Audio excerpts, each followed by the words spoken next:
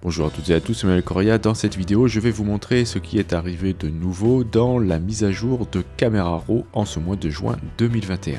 Au programme, l'aspect de l'histogramme qui change, une amélioration de l'outil Zoom, des petits changements au niveau du réglage mélangeur de couleurs et l'arrivée de nouveaux paramètres prédéfinis.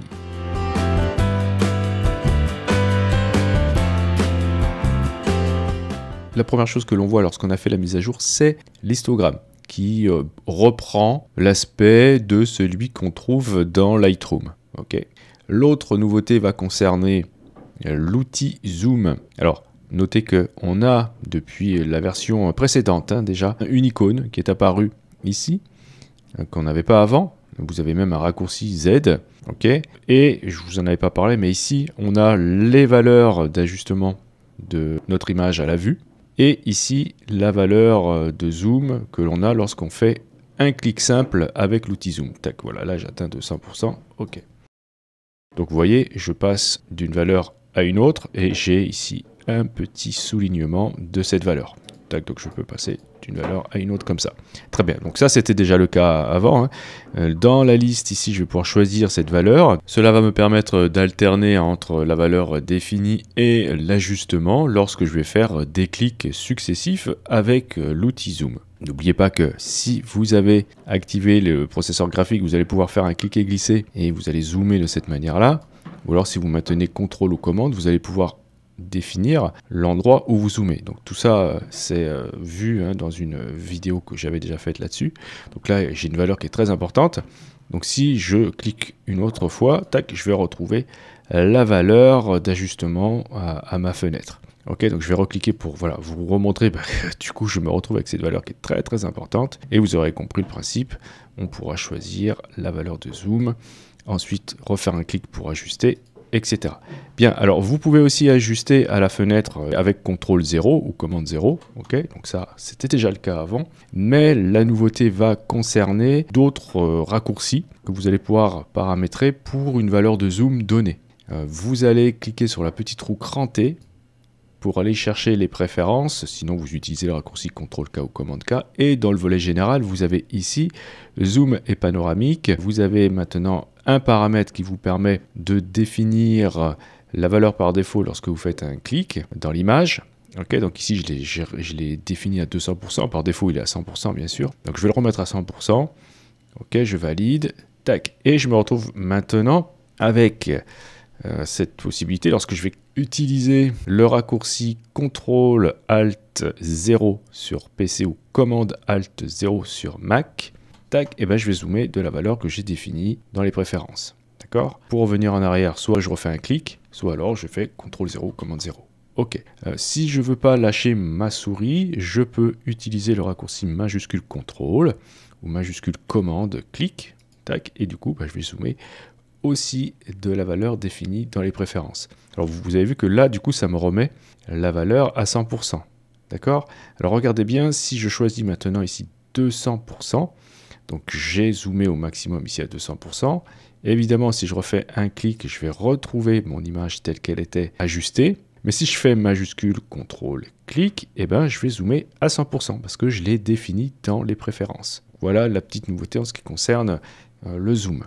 Il y a quelque chose que je ne vous avais pas montré par contre pour rester dans les préférences, c'était ça, l'aspect ici, thème de couleur. On a la possibilité maintenant d'avoir l'interface qui va être changée en termes de luminosité, donc clair, foncé, etc. Ou un petit peu comme dans Photoshop. Donc ça, faites attention, ça va grandement influer sur le rendu de votre image, sur la perception pardon, de la luminosité de vos images. Bien, alors je vous avais parlé tout à l'heure du processeur graphique, il se gère dans les performances. Ok, donc utilisez un processeur graphique, si c'est sur auto, si vous l'avez, ça sera détecté. Sinon, vous pouvez le désactiver. Ou alors cliquez sur personnaliser et là, vous pourrez indiquer, voilà, si vous souhaitez l'utiliser, dans quel cas, ici. Ok, je vais le laisser sur auto. Tac. Alors, je vous parle de ça car on a une amélioration en termes de vitesse de rendu lorsqu'on va utiliser la commande super résolution que vous avez montré dans cette vidéo. Et lorsque on va demander à Camera Raw de remplir les vides lorsque l'on va faire un panoramique. On avait vu ça aussi dans cette vidéo. Ok, on va voir qu'il y a aussi maintenant des paramètres prédéfinis qui ont été ajoutés. Donc vous allez cliquer ici où vous utilisez le raccourci majuscule P et on a voilà tout ça. Tac. Tout ce que vous voyez en premier, ce sont de nouveaux paramètres prédéfinis, il y en a pas mal. Ok, donc par exemple, si je prends cette image-là, je vais pouvoir travailler le portrait qui a une peau claire ici avec des paramètres prédéfinis. Tac, tac, tac. Donc il suffit de faire glisser le curseur sur les paramètres pour voir le changement se faire voilà, directement dans l'image. Si vous souhaitez l'appliquer, bien sûr, il vous suffira de cliquer sur un paramètre. Donc vous avez ça, donc des paramètres pour les portraits, peau foncée, peau intermédiaire, peau claire, etc. Vous avez des styles ici cinématographiques, et donc voilà, vous allez pouvoir les tester. Tac, tac, tac, donc c'est pas trop mal. Ils ont tous été faits à la main, ces réglages. Ok. Vous avez quoi d'autre? Eh bien, vous avez ici des styles futuristes. Donc là, je sais pas si ça va bien marcher avec cette image-là. Ouais, ça change pas grand-chose. En tout cas, ici, ouais, si j'essaye quelque chose d'un peu plus coloré, ouais, c'est très subtil. Enfin, vous essayerez. Après, vous avez style vintage. On peut essayer sur cette mouette-là. Il faudrait que j'enlève cette tache jaune ici, là. Ok. Donc voilà, ça fait un petit peu rendu de vieux films. Voilà, je trouve que c'est pas mal. Enfin, vieux film, vieille pellicule, voilà, photo. Et vous avez quoi? Sujet voyage. Tac, tac, tac, vous allez pouvoir, voilà. Donc, essayez tout ça. Peut-être qu'il y a des choses qui vous intéresseront.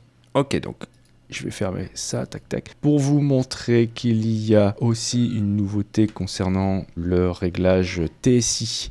Donc, je vais aller ici dans Modifier. Je vais choisir un mélangeur de couleurs. Tac. Et dans la liste, au lieu de prendre TSI, eh ben, je vais aller choisir, donc par défaut, hein, c'est TSI, je vais aller choisir dans les réglages ici du mélangeur de couleurs, plutôt couleur.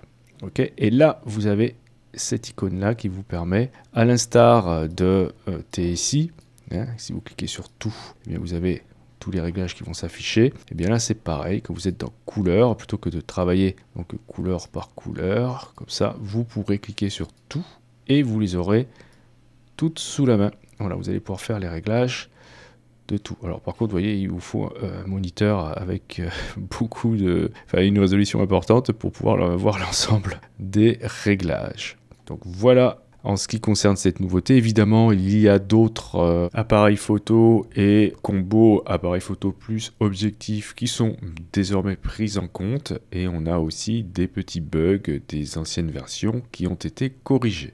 Je vous remercie d'avoir suivi cette vidéo. Si vous avez des questions, comme d'habitude, n'hésitez pas à le faire dans les commentaires. Si vous souhaitez soutenir cette chaîne, vous pouvez cliquer sur j'aime, c'est hyper important pour le référencement de la chaîne. Si vous souhaitez aller plus loin et me soutenir financièrement via mon Utip, vous pouvez cliquer sur le lien présent dans la description de cette vidéo. Et si vous n'êtes pas encore abonné, vous pouvez cliquer sur abonnez-vous. Et n'oubliez pas la petite clochette pour être averti des prochains cours ou des prochains tutos. Justement, on se dit à la prochaine pour un autre cours ou pour un autre tuto.